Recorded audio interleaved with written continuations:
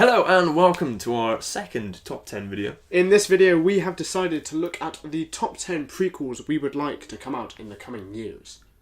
So for this list we will take a look at prequels for both films and TV shows. Number 10. Transformers War for Cybertron. So we've heard about the war on Cybertron in the Transformers films before. And there's also a video game dedicated to it, which I'm pretty sure got decent reviews. Yeah, I think a lot of people quite liked it. I think a lot of people didn't like it because of the movies, but I mean, the movies are terrible. Michael Bay! So it would be nice to sort of see what was going on then. Yeah. And it could even show Optimus Prime in his earlier days before he became the sort of badass leader that we know him to be now. Before his voice broke, I think. Before his voice broke, would be... I'm Optimus Prime!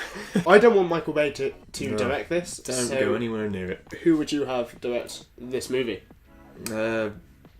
Joss Whedon. Joss Whedon. Yep. Joss Whedon. Next one. Get on that. Number 9. Man of Steel Krypton.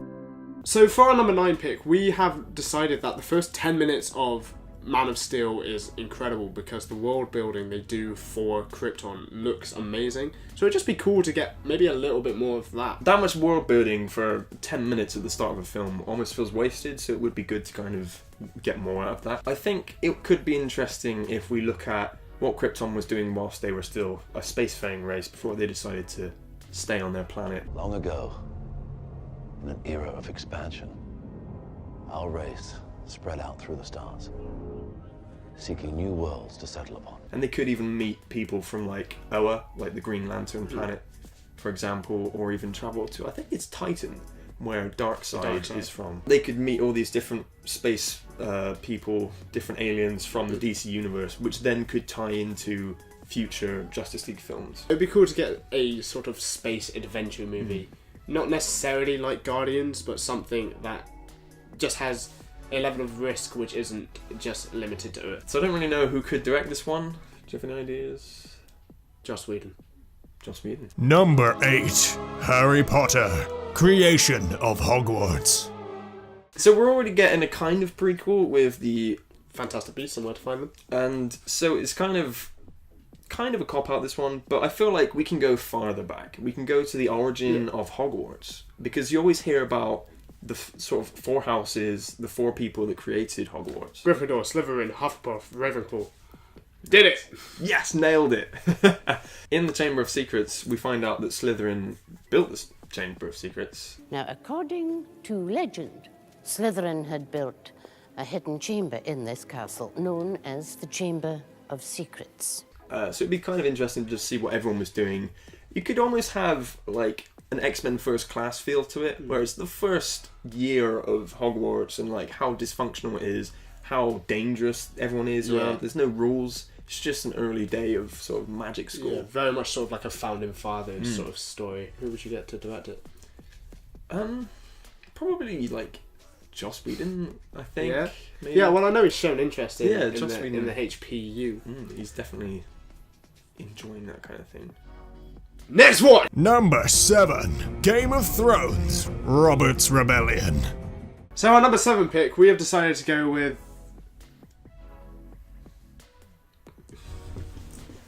He doesn't know anything about Game of Thrones. So we hear a lot about Robert's Rebellion during Game of Thrones, but we never actually see any of it. So it would be nice to get like a prequel series, just a mini-series that shows some of the main battles, some of the politics, and just show Robert gaining power and taking over Westeros. I don't know who could direct it. Joss Whedon! Joss Whedon can do it. He's Joss done Whedon. TV shows before. Firefly! Yeah, Firefly and Buffy. Did Buffy? Buffy! Game of Buffy! Number 6. The Incredibles The Age of Heroes. Well, another day saved. So at the beginning of the Incredibles movie, we get a really interesting look into the sort of 1960s. You get to see all these really bright and colourful characters, but you don't really get enough time with them. It kind of gets too sort of political and about how the superheroes are bad guys and all this stuff. And it kind of, it feels like a waste almost, because it's really interesting look at superheroes that you don't really get with modern day superheroes. I know Marvel or DC set within the 60s, and I feel like that's a shame. It is a shame. Because it really suited The Incredibles. At the start of the film, superheroes are banned. So before that, the world was thriving with superheroes. So it would be such an interesting film to just see maybe Robert Parr and Frozone sort of just interacting with all these different characters. Like Gazer Beam is the one I remember. Yeah, and Strato Girl. Of course, we get, young Edna being like, capes are great! And then everyone dies. that would be so good. Why have you got Edna Meld? And she's just like, I love capes! Capes! Give everyone a cape! Who would direct it though? Because you need someone who's got like experience with superhero movies. Yeah, someone and who can also sort of comedy. handle a lot of superheroes. Maybe someone who fight. films like one thing just in a slightly bigger screen than the rest of the things. Yeah. Joss Whedon is quite good at that, I think. Yeah, maybe. Get Joss Whedon to do it. Number 5. Star Wars Jedi Origins. So in the Star Wars universe, we really only get stories that take place for about 30 years. From meeting Anakin to the end of the 6th film. I think that's about, 50 years or something like that? Yeah. So it would be nice to see some stuff set way before that. And I think a way of doing that could be by seeing the creation of the Jedi. Who were the first Jedi? Why did they decide that there was a good and a bad? Who was the first Sith? The Jedi Knights are supposed to be this ancient religion, and we don't really get that sense of establishment within like Phantom Menace. They feel like they've been around a while, but you don't really get the sense that they're ancient. They just sort of sat on a government table. Yeah. Yeah, they're too within politics, and you don't get that sort of rawness that Because you get. of course with them. maybe people like distrusted them before. Yeah. It's like, oh, who are these scary people with this power? And it would be Yeah. quite interesting to see how they gained the trust of people and the sort of struggles they went through. Maybe it's a tale of them trying to find the gems, Yeah. This could be a film stones, without lightsabers, but still have Jedi. and with a lightsaber. Yeah, what an incredible moment that would be. The first lightsaber is made. Lightsaber. First battle, and they're just swinging. They have no idea what they're doing. There's no experience. They have no idea. Or it comes out and it immediately flops like in like in the like in Family Guy. Spaceballs. Yeah. Or Family Guy. It'd be a fun film to sort of see. Yeah, and I feel like discover it would have that level of sort of seriousness to like fun. Yeah, that, the maybe Star Joss Wars. Whedon would be really good at. Yeah, I think Joss Whedon could perform that quite well. Could direct it and star it, I think. And star. Number 4. Rick and Morty. Bird Person's big day at Blood Ridge on Glapflap's third moon against the Gromflamites. So of course this is spoilers for Rick and Morty Season 2, the ending. If you haven't seen it, make sure you do watch it.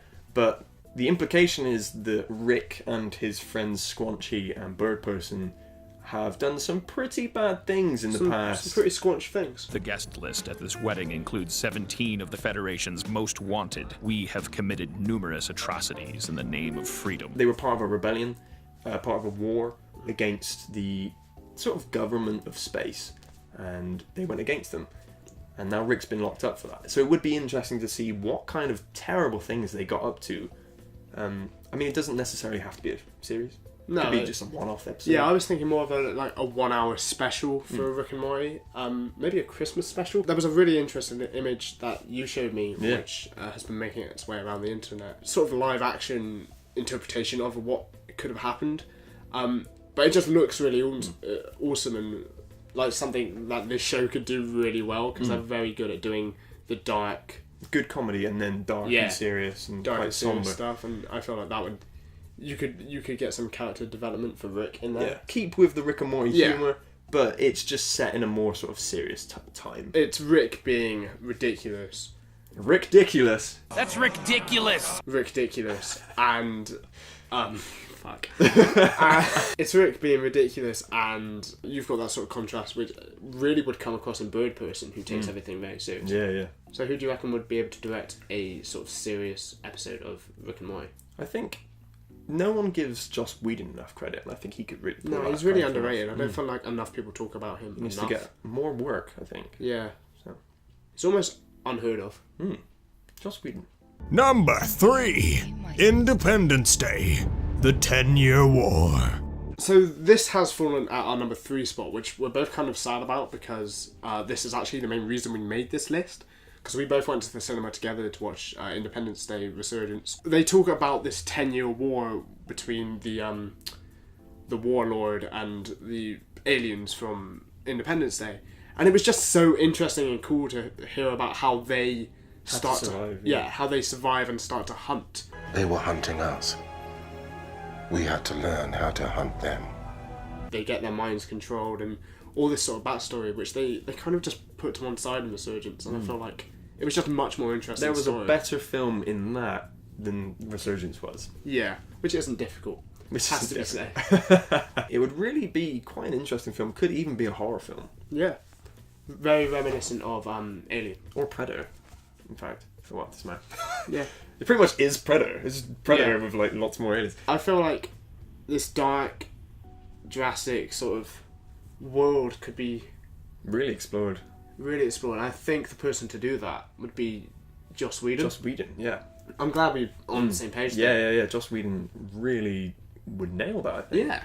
Number 2. Wolverine. Logan through the wars. So, you may remember at the start of X-Men Origins, Wolverine, that amazing film, there was that great sequence that showed Wolverine go from the American Civil War all the way up to the Vietnam War. Mm-hmm. And that was just brushed over. That looked amazing. Was an insane piece of film. How amazing would that be to see Wolverine in like a war setting? I mean, we've seen a bit of that with the opening of The Wolverine. He was in, I think it was Hiroshima, Yeah. and he protected a guy. But that's all we've ever got from the war. So it would be nice to see him battling and maybe even meet some other kind of classic World War II superheroes. Obviously not Captain America, that wouldn't be possible. No. See them using powers in this sort of gritty, terrifying era of history. Yeah, it would just make for a really, just a sort of a fun Wolverine film. They could almost just have this action-packed war film where it's balls to the wall action for 2 hours, and I would happily sit, watch my popcorn. Sounds like the perfect popcorn flick. And you know who they need to get to do this? Someone who saved the other Marvel Studios. They need to get Joss Whedon. Yeah, he could. He can definitely bring it on the right track. It'd be a good way to sort of look after the X-Men. I think definitely Joss Whedon. Yeah, get them back on track. Number 1. Agents of S.H.I.E.L.D. Prime Years. So we've talked before about how we wanted Agent Carter to be so much more than it is. And with the extra sort of stuff added in by Ant-Man, with the opening scene of Ant-Man with Hank Pym being so much younger and Howard Stark, it would be really, really cool for us to get a 13-episode, maybe Netflix season of the Agents of S.H.I.E.L.D., but set within the 60s and 70s. Maybe even we get an origin story for Nick Fury in there. Yeah.